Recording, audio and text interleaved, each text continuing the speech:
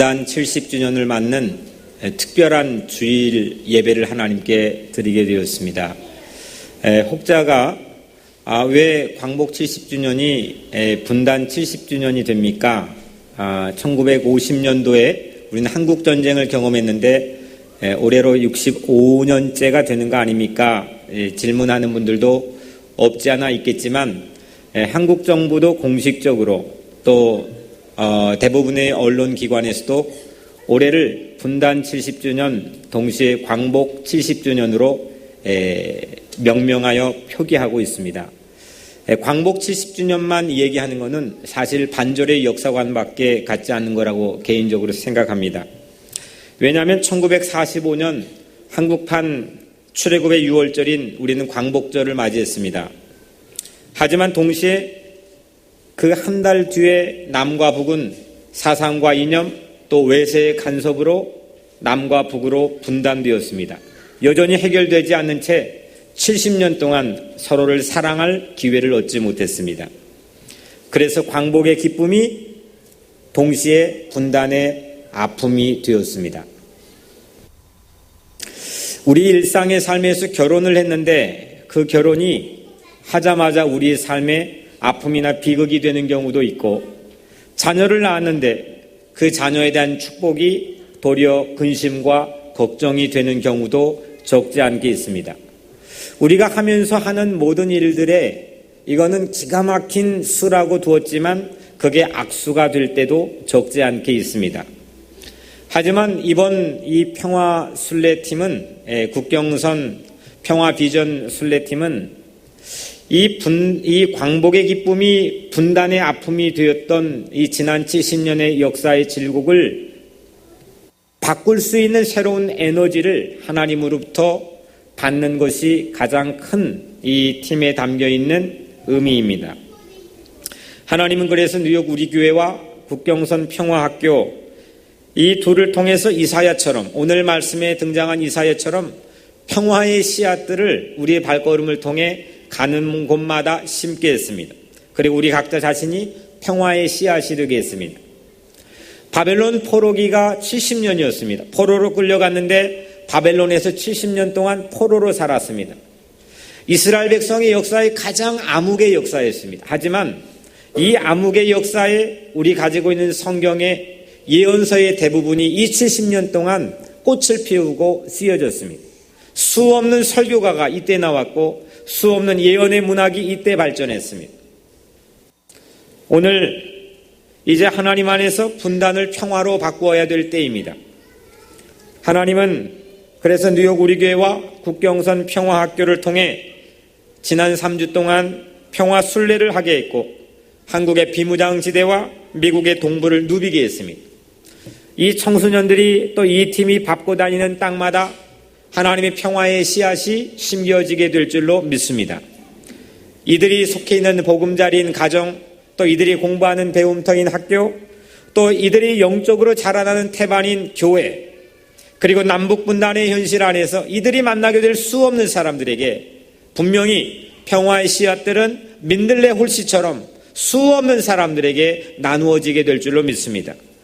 오늘 우리가 함께 예배드리는 이 시간, 사실 우리 각자의 문제가 뭘까요? 여러분들의 문제가 뭡니까? 저는 경제 문제가 있습니다. 저는 학업의 진학의 문제가 있습니다. 저는 취직의 문제가 있습니다. 여러 가지 다양한 이슈의 문제를 우리 가지고 살고 있지만 가만히 우리 삶을 들여다보면 우리 삶의 가장 곤고하게 만드는 중심적인 문제는 평화가 깨어진 문제입니다. 우리는 마음의 평화가 깨어질 때 잠을 자지 못합니다. 우리는 가정의 문제에 평화가 깨어질 때 우리는 모든 삶의 의미를 상실하게 됩니다. 내가 사는 삶의 터전과 직장과 일터와 모든 내 삶의 자리에 평화가 깨어졌을 때 우리는 스트레스를 받습니다. 삶의 의욕을 상실합니다. 그래서 우리는 평화가 중요합니다. 오늘 여러분들 모두가 평화의 씨앗들이 되기를 주님의 이름으로 간절히 축원합니다. 오늘 말씀의 제목인 이 평화의 씨앗들은 국경선 평화학교의 대표이자 또 교회를 창립한 그 정지성 목사님이 설립한 교회의 이름이기도 합니다. 평화의 씨앗들 철원교회입니다. 그리고 우리 모두는 평화의 씨앗들이 되어서 세상의 피스메이커로 살아야 되는 그런 사명을 하나님에게 받았습니다. 오늘 말씀의 이사야도 벽적간도의 위기에 서 있었습니다. 이때는 바벨론 아시리아 포로로 끌려가기 직전에 나라의 흥망성쇠가 아주 벽적간도에 있었던 정말 가장 큰 위기 앞에 이사야 예언자가 서 있었습니다. 그런데 이 위기 앞에서 오늘 이사야 예언자는 놀라운 신앙의 고백을 시인처럼 우리에게 들려줍니다. 먼저 1절에 이새의 줄기에서 한 싹이 나며 그 뿌리에서 한 가지가 나서 결실할 것이요. 이새는 다윗의 아버지인데 이새의 줄기람은 예수의 족보를 전통적으로 우리에게 말하고 있습니다. 다시 말하면 이새의 줄기에서 한 싹이 나온다는 것은 장차 이 줄기에서 예수의 싹이 나오게 된다는 그런 고백입니다. 이새의 그루터기에서 푸른 새싹이 나오고 그 뿌리에서 가지가 움트고 열매를 맺는 꿈을 오늘 이사야 예언자는 우리에게 보여주고 있습니다. 다시 말하면 메시아 예수 그리스도가 평화의 씨앗이 되는 비전입니다. 어릴 적 저는 할머니가 한 행동 가운데 한 가지 마음이 오랫동안 기억이 되는 기억이 있습니다. 늦가을, 이제 추수가 다 끝난 늦가을에 이 지붕의 처마 밑에다가 뭔가를 정성스럽게 걸어 놓았습니다. 그게 뭐냐면 추수하고 마치고 걷어들인 것 중에서 정성스럽게 선별해 고른 씨앗들입니다. 이거를 종자라고 합니다. 다음에 농사에 사용될 종자들을 옥수수, 감자, 콩 이런 종자들을 정성스럽게 선별해 가지고 처마 밑에다가 매달아 놓았습니다. 이거를 추운 겨울 매서운 바람에도 불구하고 저희 할머니 이거를 가꾸고 지켰습니다. 그리고 다음에 봄에 땅에 심습니다. 이처럼 예수는 평화의 종자를 이 땅에 심는 평화의 농부로 이 땅에 오셨습니다. 그리고 여러분들 모두가 평화의 종자가 되기를 예수님은 소망합니다. 오늘 예수님께서 이 땅에 오시는 목적이 평화의 왕으로 이 땅에 깨어진 평화를 회복하고 여러분들의 영원한 구원을 주시기 위해 이 땅에 오셨는데 오늘 여러분들 모두가 평화의 종자로 쓰임받는 은혜가 있게 되기를 주의 이름으로 간절히 축복합니다. 예수가 있는 곳에 반드시 평화의 씨앗들이 심겨지는 겁니다. 우리가 어제도 이제 백악관에 다녀왔어요. 위에 오바마가 산다고 하는 그 이스트 윙에 또 안에까지 들어가서 쭉 봤습니다. 거기 안에서 세상이 난다 긴다 하는 사람들이 세상이 깨어진 평화에 대해서 어떻게 복구하고 복원할 건지에 대해서 의논하고 정책을 입안할 겁니다. 그런데 오늘 이사야의 예언대로, 이사야의 판단대로 하면 세상에 어떤 사람도 이 깨어진 평화를 복원하고 회복할 수 없다는 겁니다. 그래서 오늘 이사야 예언자는 예수 안에서, 이 메시아 안에서 평화의 씨앗을 보았습니다. 씨앗은 무궁한 상상력을 간직하고 있습니다. 우리가 알고 있는 것처럼 이 조그만한 씨앗 안에 무엇가 있을까? 근데 그 씨앗 안에는 장차 이 씨앗이 싹이 나고 또 줄기를 뻗고 나무가 되고 그늘을 만들고 풍성한 열매를 맺는 이 엄청난 그림이 이 씨앗 안에 담겨 있습니다. 그래서 씨앗은 비전입니다. 보는 겁니다. 조그만한 것 안에서 엄청난 그림을 펼쳐놓고 보는 겁니다. 그 안에서 동화책도 보고 놀라운 그림들을 보는 것이 바로 비전입니다. 예수님도 겨자씨 안에서 하나님 나라를 우리에게 보여주지 않았습니까?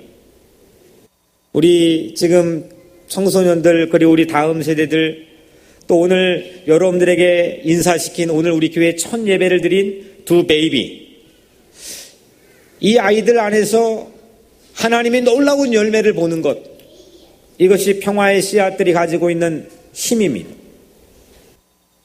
다 완성된 완제품들을 가지고 우리는 판단하고 그 외형을 가지고 우리는 뭔가를 결정하기가 쉽습니다. 근데 하나님 나라는 그렇게 노래하지 않는다고 예수님 말씀했습니다. 지극히 작은 것, 볼품없는 것, 사람들에게 소외된 것, 사람들에게 관심받지 못한 것일지라도 그 안에 생명이 있으면 그 안에 그 씨앗을 통해 놀라운 일들이 펼쳐지게 될 것이라고 예수님께서는 우리에게 말씀했습니다. 그래서 평화의 씨앗들 안에 달콤한 평화의 열매를 볼 수 있는 그런 안목을 가진 사람이 평화의 농부의 역할을 감당할 수가 있습니다. 그렇다면 오늘 이 평화의 씨앗들 안에는 어떤 그림이 담겨 있습니까?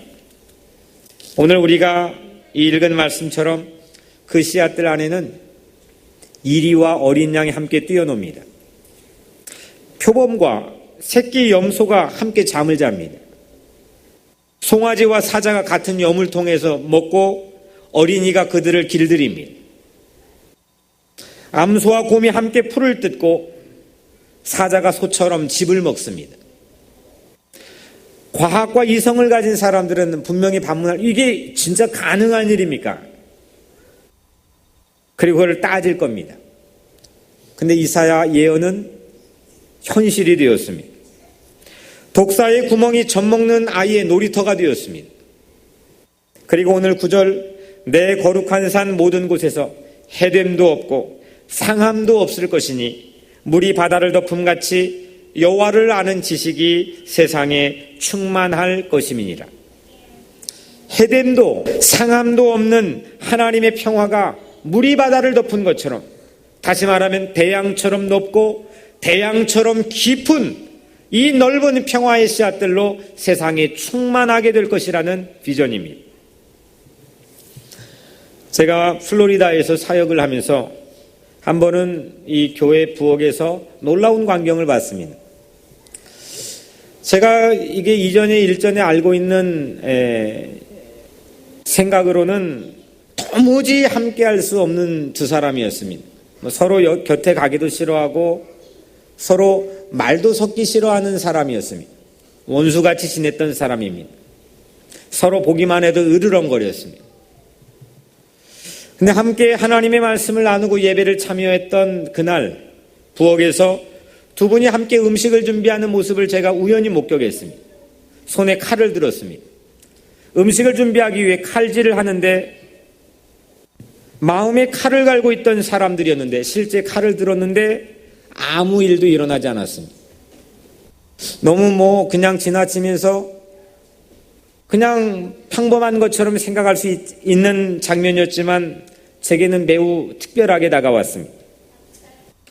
칼을 들었는데 아무 일도 일어나지 않고 서로 웃으면서 음식을 장면하는 그 모습을 보고 바로 이게 이사야가 봤던 예언과 비슷한 모습이구나. 세상에 만연되어 있는 평화가 끼어진 모든 것을 회복하게 할 수 있는 유일한 능력은 예수 안에 있다고 하는 믿음을 갖게 되었습니다. 우리 현실은 사자가 송아지를 잡아먹는 양육강식의 세상입니다. 조금만 약해도 잡혀먹습니다. 잡혀먹지 않으려고 긴장이 세상에 허다합니다. 조금만 방심해도 사람들이 자기를 속입니다. 속지 않으려고 사람들이 잔뜩 긴장해 살아갑니다. 속지 않는 걸 사람들은 똑똑하다고 얘기합니다. 그런 세상의 현실 가운데 우리는 살고 있습니다. 그런데 사자와 송아지가 한이염을 통해서 먹는 평화를 이사야는 어디서 봤느냐? 장차 이새의 줄기에서 온 새싹 예수 안에서 봤습니다. 강자가 약탈하는 뻔할 뻔짜인 세상 안에서 그 세상은 우리를 낙심하게 하지만 평화의 씨앗들은 우리를 꿈을 꾸게 합니다.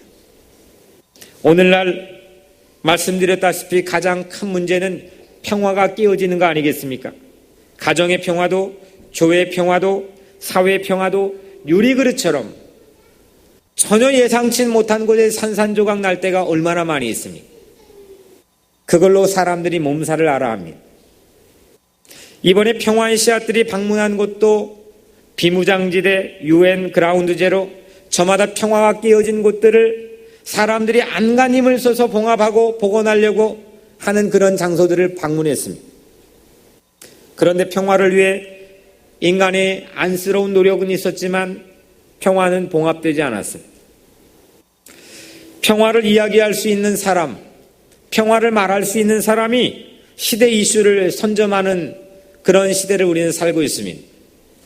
그런데 사람의 지혜로는 번번이 실패하고 있습니다. 우리는 예수 안에서만 평화를 꿈을 꿀 수 있고 평화의 씨앗들을 심을 수 있는 줄로 믿습니다. 예수 안에서만, 이새의 줄기의 새싹으로 나온 예수 안에서만 여러분들의 삶의 평화가 회복될 줄로 믿습니다. 1963년 마틴 루터 킹 목사님은 꿈을 꾸었습니다. 나는 꿈을 꾸었습니다. 언젠가 조지아주의 붉은 언덕에서 노예들의 후손들과 노예 소유자들의 후손들이 형제의 식탁에 함께 자리할 수 있을 것이라는 꿈이 있습니다. 나는 꿈이 있습니다. 언젠가 나의 4명의 자녀들이 그들의 피부 색깔로 판단되지 않는 나라에서 살게 될 것이라는 꿈이 있습니다. 지금부터 몇십 년 전에 꾸었던 한 목사의 꿈은 오늘 우리가 살아가는 현실에서 점차적으로 실현이 되고 있습니다. 믿음 안에, 신앙 안에, 예수 안에 품었던 이 꿈, 이 비전이 오늘 우리 모든 사람들의 평화의 씨앗들로 심겨져야 될 줄로 믿습니다. 이북이 코앞에 펼쳐진 소위산 정상에서 조금 전에 여러분들이 영상으로 보여드렸던 그 소위산 정상에서 텐트를 치고 하룻밤을 보낸 체험은 제겐 평생 잊을 수 없는 성령 체험 같은 경험을 하게 했습니다. 그날 아침에 설교가 우리 청소년들에게 했던 설교 본문이 오늘 우리가 읽은 설교 본문입니다. 아주 짧게 말씀을 전했습니다. 소위산에서 보인 비무장지대에 펼쳐진 평강구원은 한때 궁예가 수도로 털을 닦았던 그런 곳이라고 합니다. 하지만 그 터는 70년째 지금도 여지껏 지뢰밭으로 방치되어 있습니다. 그곳을 보며 청소년들이 마틴 루터 킹 목사처럼 평강구원의 꿈을 꾸었습니다. 남북의 어린이가 함께 운동장에서 뛰어노는 학교를 세우고 교사가 되는 꿈을 꾸었습니다. 남북의 스포츠 선수들이 경기하는 멋진 스타디움을 세우는 디자이너의 꿈을 꾸었습니다. 생태 테마를 가진 평화 디즈니월드를 꿈꾼 그런 청소년도 있었습니다. 2013년도 박근혜 정부가 전혀 이루어지진 않았지만 기껏 파리로 경축사에 낸 게 바로 이 DMZ 비무장지대에 평화 생태공원을 만들겠다고 하는 공약이었습니다. 난다긴다 머리 쓴 사람들이 모여가지고 파리로 가장 중요한 경축사에다가 국민에게 제안했던 정책 내용을 우리 청소년들은 그날 소위산 정상에서 하나님께 기도한 다음에 고백하는 놀라운 삶을 보여주었습니다. 또 남북 성도가 함께 모여 예배드린 성전에서 설교하는 꿈도 함께 우리 청소년들이 꾸었습니다. 오늘 10절 그날의 이새의 뿌리에서 한 싹이 나서 만민의 기치로 설 것이요. 이새의 뿌리가 높이 세워져 지하 밑에 감춰져 있는 뿌리였는데 이 뿌리가 줄기가 되어 높이 세워져서 만 백성을 집결시키는 깃발로 설 것이라고 이사야는 말하고 있습니다.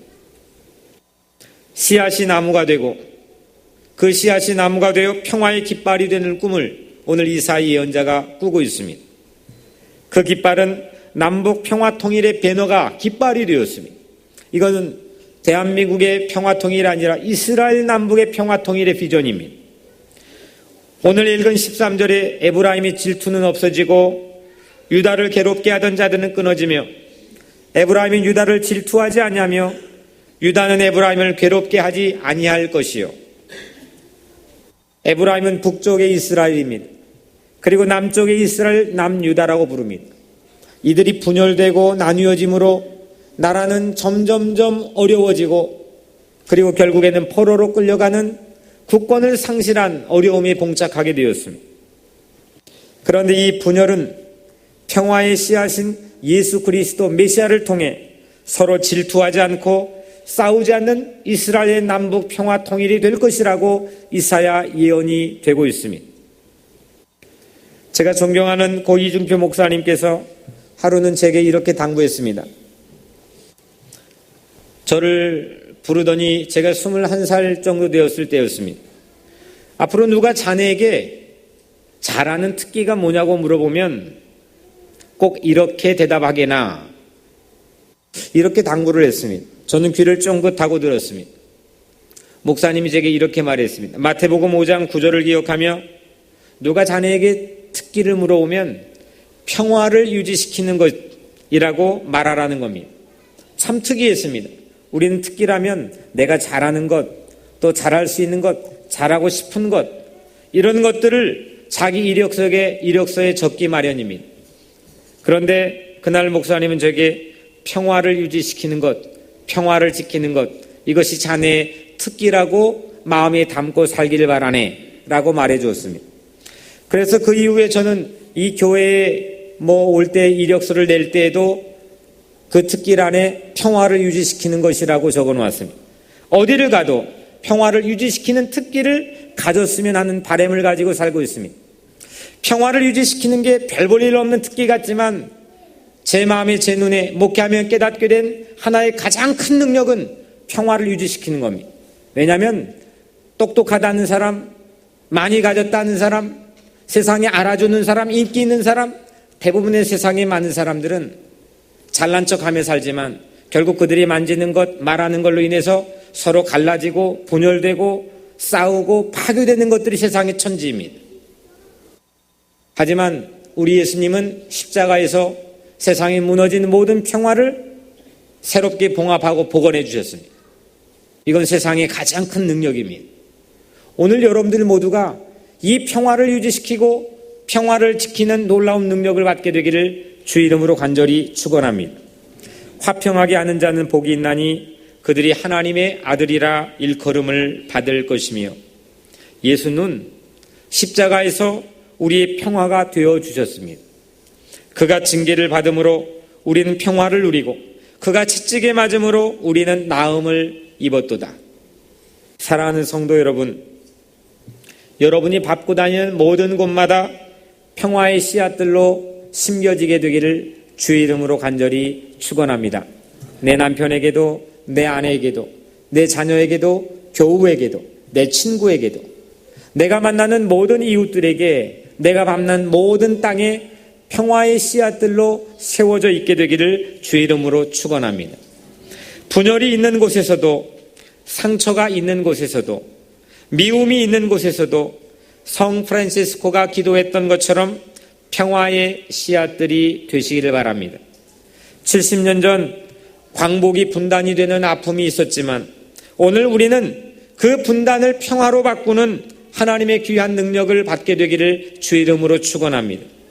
가정과 학교와 직장과 교회와 사회에서, 그리고 갈라진 내조국 산천 분단된 땅에서 평화의 씨앗들이 되는 꿈을 꾸시기를 바랍니다.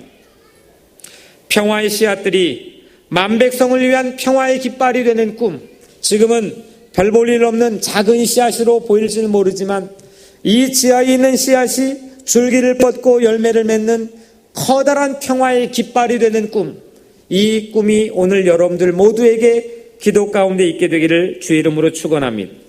하나님께서 여러분 모두에게 평화의 능력을 주실 줄로 믿습니다.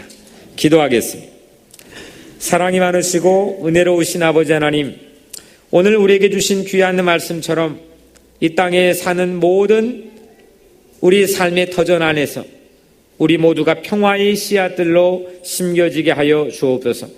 이 평화의 씨앗이 평화의 배너가 되고 평화의 깃발이 되는 그런 놀라운 꿈을 꾸는 귀한 백성이 되게 하여 주옵소서.